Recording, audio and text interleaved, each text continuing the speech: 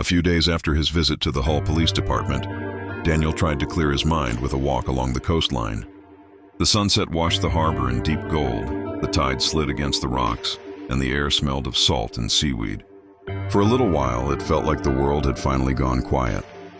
Then came the sensation, a prickle at the back of his neck, the unmistakable feeling of someone behind him. He turned. In an instant, the quiet shoreline was no longer empty. Around him stood a cluster of figures: Hull police, members of the fire department, and men in plain clothes who carried themselves with federal certainty. There were at least a dozen of them, arranged without words, as though they had rehearsed the moment. One of the plainclothes agents stepped forward. He introduced himself as being with the Federal Violent Crimes Task Force out of Boston.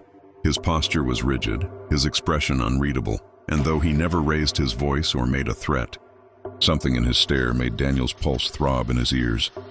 It felt like the agent was one heartbeat, one breath, one misinterpreted movement away from something terrible, even if that feeling lived only in Daniel's imagination.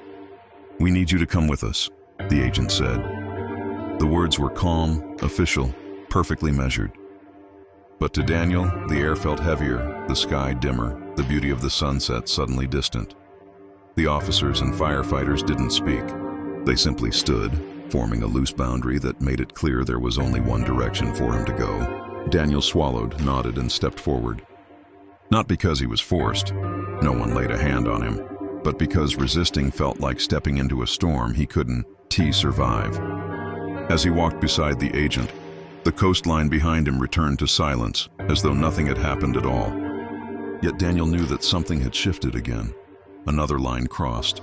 Another moment that blurred the boundary between caution, coincidence, and something far more unsettling.